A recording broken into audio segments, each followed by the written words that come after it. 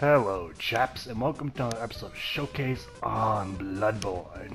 Oh, I'm gonna enjoy this. So, for today's video, I thought, okay, let's take the most classy weapon in Bloodborne. Supposedly classy. It's the Threaded Cane, one of the trick weapons of the workshop, commonly used by hunters on their duties. Sufficiently deadly as a bladed cane, but also serves as a whip when its blade splits into many. And if you've been watching my videos for a while, you know I have a very, colorful opinion on whips in terms of the Souls series. But anyway, let's get back to that description. Concealing the weapon inside the cane and flogging the beast with the whip is a part of an act of a ceremony, an attempt to demonstrate to oneself that the bloodlust of the hunt will never encroach upon the soul. Sure, let's say that to the shuts. Let's just go up and say, yeah, that's right. We could take a look around Bloodborne, that never happened, right? Anyway, so yes, it claims it's a bladed cane, although I don't really see any blade on it. Here's the cane itself, and you can see there's a little pointy barbed end on the end of it, but it's a hexagonal cane. As like the old guns of that era, the hexagonal barrel was very common back then, because it was easier to produce than a standard round one, to my knowledge. Maybe their machine lathes weren't as advanced back then, or, you know, did the same functions. But otherwise, it's a very astute cane, very standard looking. It would serve its purpose well, although the barb point would get wore down if you kept using it as a standard cane. Could you put a blade on a cane? Well, yes, it just doesn't make it as strong. The metal has to be very hard and not bend, as to what you're putting your weight on it frequently when you walk. But anyway, let's go on to the transformation, which is rather simple in nature. So, whip, and it's done. So after you whip it, it turns into this. So it turns to a sectioned whip. So it'll whip around and hit enemies with the very small bits, and then retract as soon as you're done whipping it around. The only comparison that people like to make about this is Ivy's sword from Soul Calibur. I think I'll try and see if a picture I can find that properly demonstrates that. As she used a very similar whipped sword. Well, even if you use this as a sword, it still looks incredibly painful. Like, ugh, don't even want to think about that. Going on to the stats to the Threaded Cane, we see for base damage, it's alright. It's an average amount. And the bonus damage is actually half of that, or a little bit more than half of that, which is pretty good. Going on to special stats, you can see that that the damage itself, like, it has 200 durability, but nothing else special. To your bonus, however, you get an E for strength and C for skill, and a D for arcane. But this time it has purpose. Well, unlike some weapons. Now for the trivia requirement, you need 7 strength and 9 skill. So this is a skill-based weapon. It's actually the first skill-based weapon because you can choose it between this weapon, the Hunter's Axe, and I believe, what was the other one? The Cleaver? The Saw Cleaver, that's right. But I argue this is probably the best weapon to choose of the 3 in the beginning, providing you are going to go with skill in terms of your build. But even not so, starting out this might be the best weapon. Now going on to the special stat, or specific stats in terms of damage, you can see that the blade itself claims to do thrust damage.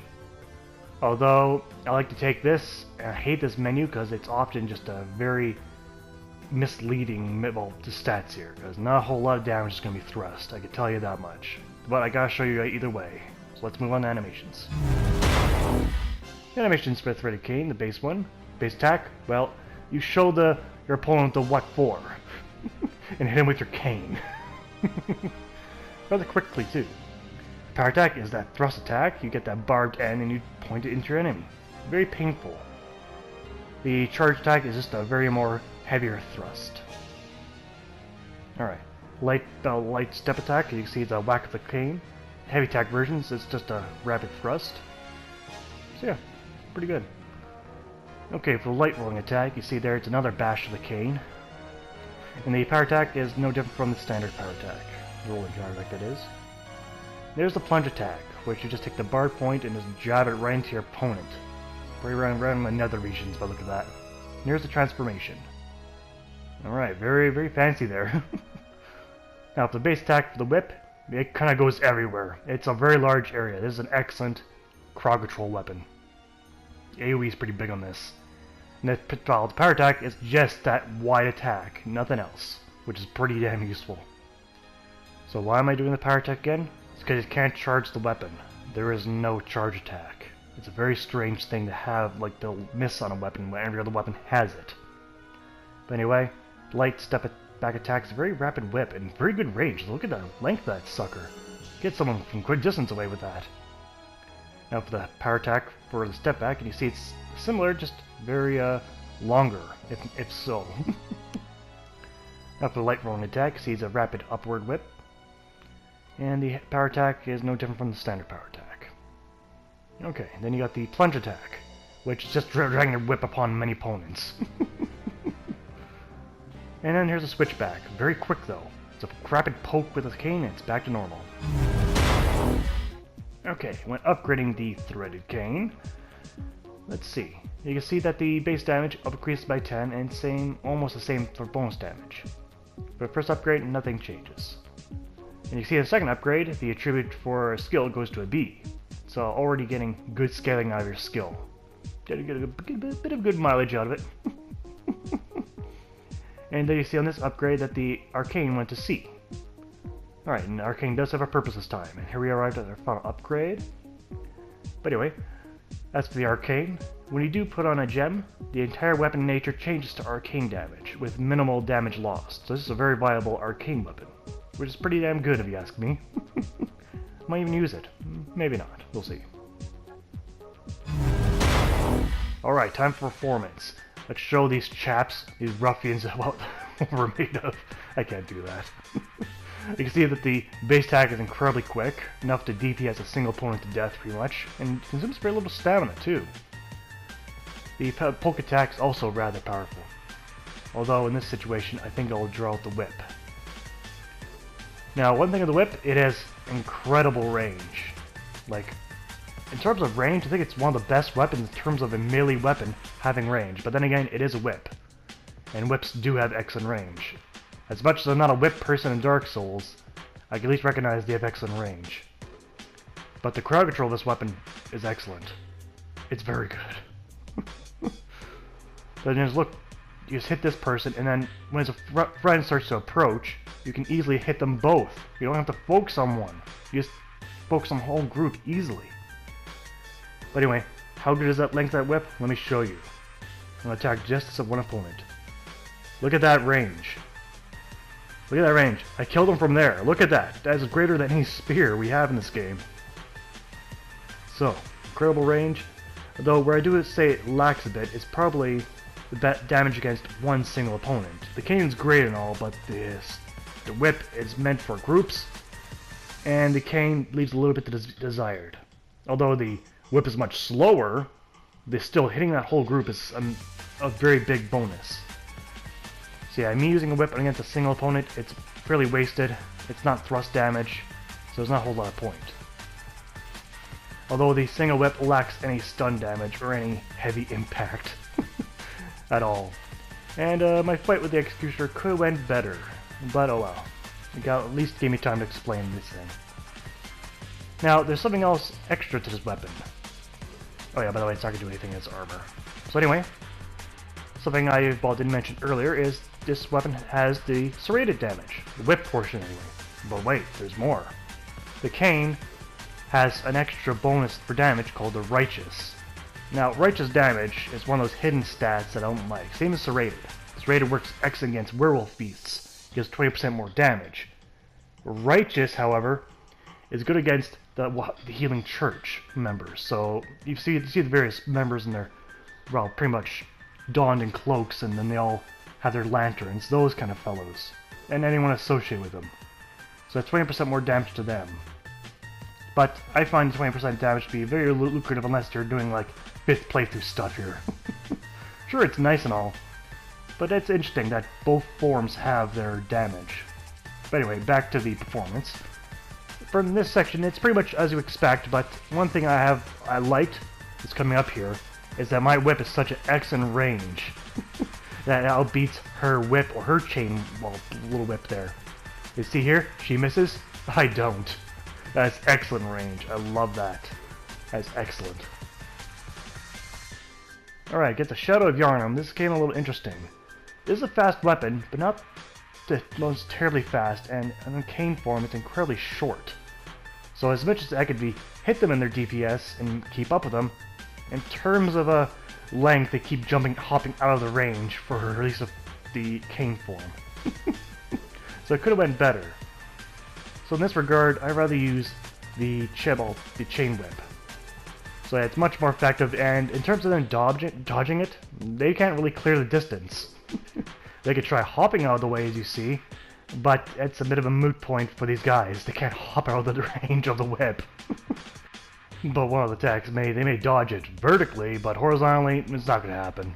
The whip section for this bow blade is excellent against these guys, since they have no armor to speak of. They rely entirely on their dodging, which is nullified entirely by this whip.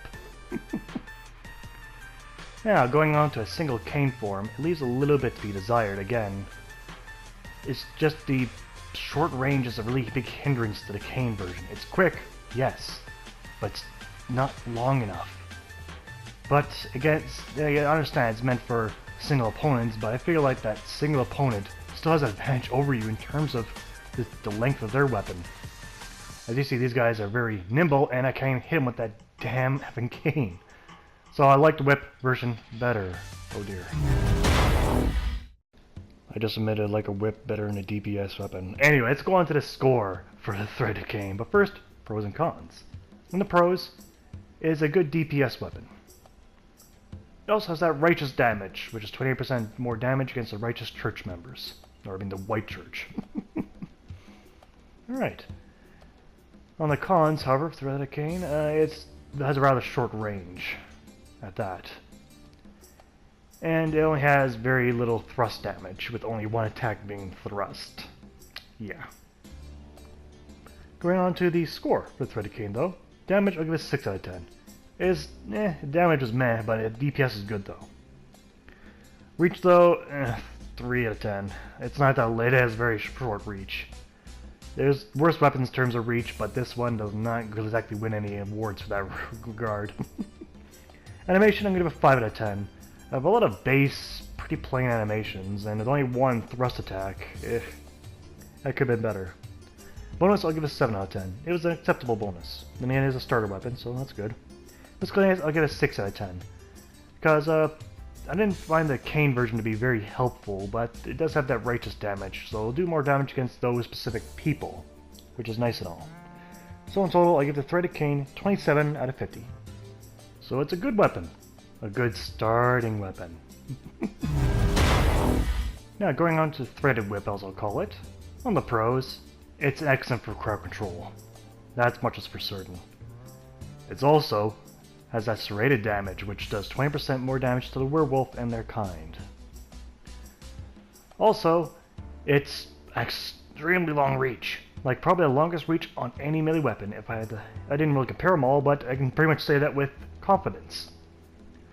Anyhow, also, almost forgot on Pro, I didn't mention earlier, but it leaves your left hand open, as all the other beginning weapons do. Alright. Going on to the cons for the Thread Whip, it doesn't have the same DPS as the cane version. So it loses a bit of damage, since it's slower. So yeah, and also there is no charge attack, which is a bit of a missed opportunity in this weapon. I'd like to have a charge attack. But oh well.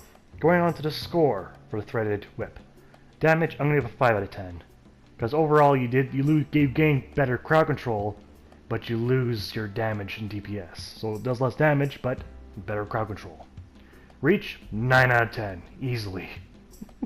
Animation, I like the various ways you maneuver the whip. So I'll give that a 7 out of 10. Very a lot of different variation there. Bonus gets the same out of 7 out of 10. Miscellaneous, I'm going to give it 8 out of 10.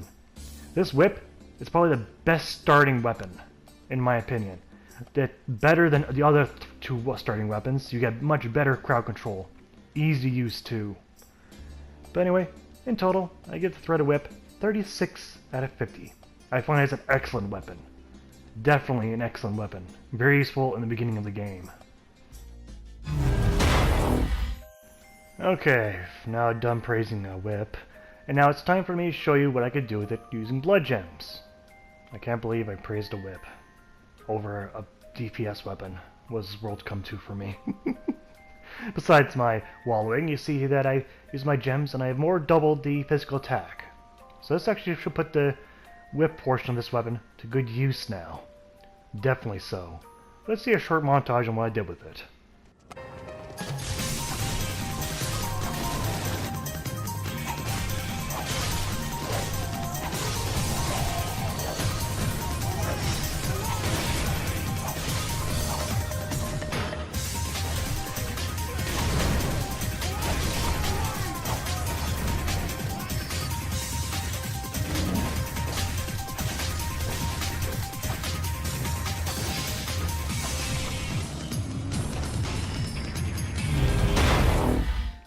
And there you have it. So in short, I hold the cane version to the same level as the other beating weapons, but the whip here is something very different. If you know me and watched my Dark Souls and you've seen my opinions of the whip, this is very good praise for me to give a whip. In short version of it all, I hate whips in Dark Souls. Well, specifically 3. I hated those whips. But this one is something entirely different. Anyway, chaps, that's been Showcase for today. I'd like to thank you all for watching, and I hope to see you guys next time. Take care out there.